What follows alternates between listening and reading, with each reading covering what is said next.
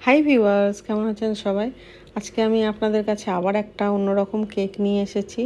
এটা একেবারে rich dry fruits cake, যেটাকে পালম কেকও বলে থাকে। তো চলুন কথা না বাড়িয়ে আপনাদের আমি রেসিপিটা খুব সহজভাবেই শিখিয়ে দিচ্ছি। সবচেয়ে প্রথমে আমি এখানে নিয়ে নিচ্ছি একটা ফ্রাই প্যান, আর তার মধ্যে নিচ্ছি হাফ কাপ মানে 100 গ্রাম চিনি। এইটাকে আমি এবার মেল্ট করব। তো এটাকে আমি এখন স্প্যাচুলা, এর মধ্যে একটুও লাগাবো না স্প্যাচুলা। তো এটা এমনি সিমে রেখে দিলেই এটা গলে যাবে একেবারে স্লো ফ্লেমে। যখন এটা পুরো মেল্ট হয়ে যাবে তখন আপনি এর মধ্যে স্প্যাচুলা দিয়ে একটু ঘোরাবেন। তারপরে এর মধ্যে আমি দিয়ে দেব, এখানে আছে হাফ কাপ মানে 80 গ্রাম আছে এর মধ্যে গুড়। আপনি এখানে যদি 100 গ্রাম দিতে পারেন গুড়, তাতেও কোনো অসুবিধা হবে না, বা অন্য কোনো ভেলি গুড় বা আখের গুড় বা আপনার পাটালি যে কোনো গুড়ই আপনি ইউজ করতে পারেন, তাতে আপনার কোনো অসুবিধা হবে না। তো গুড়টা একটু মেল্ট হয়ে যাবার পরে খুব সাবধানে এখানে মেল্ট করতে হবে, আর সিমে যেন একদম গ্যাসের ফ্লেমটা যেন পুরো সিমে থাকে। যখন এটা মেল্ট হয়ে যাবে তখন এর মধ্যে আমি দিয়ে দেবো 1/4 কাপ জল। 1/4 কাপের থেকে যদি 2 টেবিল স্পুন বেশিও লাগে তাতে কোনো অসুবিধা নেই, সেটা আপনি দিতে পারেন। এবার যখন এটা মেল্ট হবে তখন কিন্তু এই জলটা দেওয়ার পরে খুব জোরে জোরে একদম নাড়বেন না, খুব আস্তেই। যদি একবার গায়ে ছিটকে লাগে তাহলে কিন্তু একেবারে ফোসকা পড়ে যাবে। এবার একেবারে সাবধানে নাড়ার পর দেখবেন একটু ঠান্ডা হয়ে গেলে দেখবেন এটা এরকম হয়ে গেছে। তার মধ্যে আমি ড্রাই ফ্রুটসগুলো দিয়ে দিচ্ছি।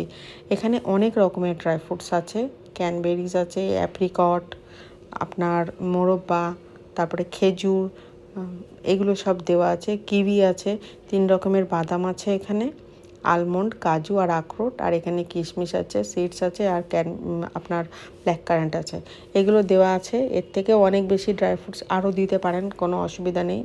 তবে আজকে আমি এটা বাড়ির জন্য বানাচ্ছি, সেই জন্য আমি এত ড্রাই ফ্রুটস দিয়ে বানাচ্ছি। কেউ অর্ডার করলে তখনই আমি এই জিনিসটা তাকে বানিয়ে দিই, তার আগে নয়, কারণ এই কেকের অনেকটা দাম।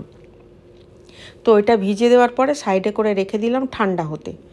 এবার আমি এখানে নিয়ে নিচ্ছি 2 কাপ ময়দা। 2 কাপ মানে 140 গ্রাম করে এখানে ময়দা আছে, 280 গ্রাম ময়দা এখানে, এটা আমি চেলে নিচ্ছি।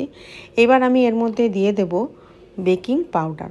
তো একদম মাপে মাপে দিচ্ছি, এটা কিন্তু হাফ টিস্পুন করে দুবার আমি এখানে বেকিং পাউডার দিলাম। মাপ হচ্ছে 1 টিস্পুন, আরও আমি দেবো লাস্টে, সেটাও আপনাদের আমি দেখাবো। আর এখানে 1/4 টিস্পুন করে দুবার আমি দিচ্ছি বেকিং সোডা। এবার একটু মিক্স করার পরে এর মধ্যে আমি দিয়ে দেব powder milk. Half cup powder milk এখানে আমি ইউজ করছি। তো 25 থেকে 30 গ্রাম মতো আছে, আপনি যদি 50 গ্রামও দেন তো কোনো অসুবিধা হবে না, টেস্ট আরও বেড়ে যাবে। এই ভিডিওটা আমার হয়নি। এখানে আমি 1/3 কাপ মতো নিয়েছি সুগার, আর হাফ কাপ নিয়েছি টক দই, আর 1/4 কাপ নিয়েছি অয়েল। আমাদের বাড়িতে একটু অয়েলটা কম ইউজ হয়, সেই জন্য আমি 1/4 কাপ নিয়েছি, তবে এর মাপ হচ্ছে হাফ কাপ। আপনি হাফ কাপ বাটার বা অয়েল দুটোর মধ্যে একটা ইউজ করতে পারেন। এবার এগুলোকে নিয়ে আমি গ্রাইন্ড করে নিয়েছি। এটা ঘনত্বটা খুবই বেশি, সেই জন্য আমি এর মধ্যে হাফ কাপ দুধ অ্যাড করলাম, করে এটাকে আমি মিক্সির মধ্যে আরেকবার ঘুরিয়ে নেব। ঘুরিয়ে নেওয়ার পরে এটাকে আমি একটু ছেঁকে নিচ্ছি। অবশ্যই ছেঁকে নেবেন আপনারা, যদি এর মধ্যে কোনো চিনি টিনি গোটা থেকে থাকে, সেজন্য আমি সবসময় বলবো আপনাদের ছেঁকে নেওয়ার জন্য।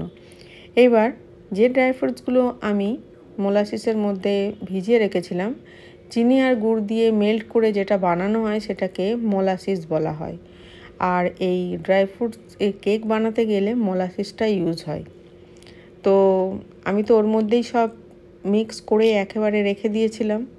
এইবার দেখুন এটা আমি ঠান্ডা হয়ে যাওয়ার পরে এর মধ্যে ঢেলে দিলাম। তারপরে ড্রাই ইনগ্রিডিয়েন্টসগুলো অল্প অল্প নিয়ে এর মধ্যে মিক্স করে নিচ্ছি। তবে এর মধ্যে আমি সিনামন পাউডার আর নাটমেগ পাউডার দেব, একসঙ্গে মিক্স করে ওটা আমার রাখা আছে। তো এই টাইমে যদি দিয়ে দেন তো খুব ভালো হয়।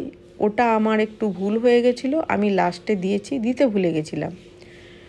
আর দেখুন যখন মিক্স হয়ে যায়, আমি আপনাদের বলেছিলাম যে হাফ টিস্পুন করে আমি দুবার দিয়েছিলাম বেকিং পাউডার, এটা একবার আমি লাস্টে আবার এই বেকিং পাউডারটা দিয়ে মিক্স করছি। মানে মাপ হচ্ছে 1 টিস্পুন করে 1 কাপে, সেজন্য আমি হাফ হাফ করে দিয়েছিলাম। এটা লাস্টে একবার মিক্স করে দিচ্ছি। কেউ যদি মনে করেন তো দেবেন তো দিতে পারেন, আর যদি মনে করেন যে না দেবো না, লাস্টে একেবারে প্রথমেই মিক্স করে দেবো 1 টিস্পুন করে, তো তাও দিতে পারেন। আর এটা সিনামন পাউডার আর নাটমেগ পাউডার একসঙ্গে মিক্স করে 1 টিস্পুন আমি এর মধ্যে ইউজ করলাম। আর এর মধ্যে দেব সামান্য একটু অরেঞ্জ এসেন্স, 8-10 ফোঁটা মতো হবে কি হাফ টিস্পুন এরম হবে। তবে আপনারা এখানে ভ্যানিলা এসেন্সও ইউজ করতে পারেন। বা কেউ যদি মনে করেন যে আমি কোনো এসেন্স ইউজ করব না, তবে ওই নাটমেগ আর সিনামন পাউডারের যে 1 টিস্পুন দিয়েছি ওটা একটু বাড়িয়ে দেবেন, আরও হাফ টিস্পুন দিয়ে দেবেন।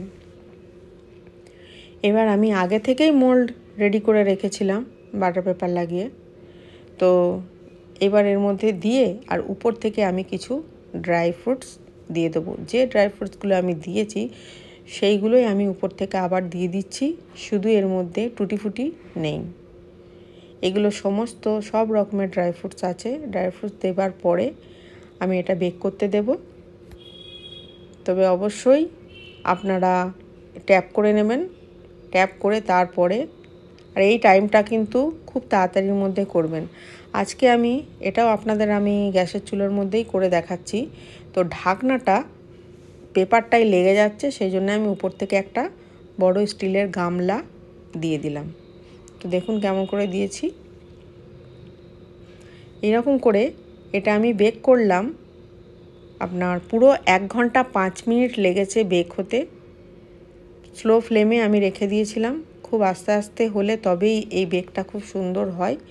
তো ওই জন্যে আপনি দেখতে পাচ্ছেন ওপর থেকে যে কিশমিশগুলো দিয়েছি, এগুলো তো ব্ল্যাক কিশমিশ ছিল, সেই জন্য আরও ওটা একটু ব্ল্যাক বেশি হয়ে গেছে, মানে জ্বলে গেছে। তা তো অনেক বেশি, 1 ঘন্টা 5 মিনিট। তো এতে কোনো অসুবিধা নেই, ওপরে অনেক সময় এরকম থাকে, আমি তো একেবারেই প্রথমে দিয়ে দিয়েছি, অনেকে আছে অনেক পরে দেয়। তো খুব সুন্দরভাবে বেক হয়েছে এটা। আপনারা এরকমভাবে যে প্রসেসে আমি দেখালাম যদি করেন তো আপনাদের এই কেকটাও খুব সুন্দর হবে। আর এই কালারগুলো দেখছেন একেবারে ভেতরটা খুব সুন্দর। আপনারা পারলে এর মধ্যে অয়েলটা একটু বেশি দেবেন, আর আপনারা এখানে ওটা বাটার দিয়েও বানাতে পারেন। আমি কেটেও আপনাদের দেখিয়ে দিচ্ছি, এটা এখনও অনেক গরম আছে। এই রকম যদি বানান তো অবশ্যই আপনাদের ভালো লাগবে, তাতে কোনো সন্দেহ নেই। আর যদি আপনাদের আরও কিছু জানার থাকে, কোনো কিছু বলার থাকে, তো অবশ্যই আমাকে কমেন্টে বলবেন। আমি ক্লাস নিই না ঠিকই, কিন্তু আমি সবাইকে এরকমভাবেই শিখিয়ে দিতে পারবো। বাড়ির আশেপাশে যারা আছে তাদের আমি অনেককেই শিখিয়ে দিয়েছি। কালার দেখেছেন কেমন এসেছে, আর খুব সুন্দর খেতে হয়। আপনারা একবার অন্তত বাড়িতে বানিয়ে দেখুন। যদি কোনো ভুল ভ্রান্তি আপনাদের হয়, কারো যদি কিছু না হয়, কেক বানাতে যদি কারোর কোনো প্রবলেম হয়, তাহলে অবশ্যই আমাকে কমেন্ট করবেন, আমি কমেন্টে আপনাদের উত্তর দিয়ে দেবো। এটা 1250 গ্রাম হয়েছিল, এটা 10 গ্রাম খাওয়া হয়ে গেছে। তো ভিডিওটা ভালো লাগলে লাইক কমেন্ট করবেন।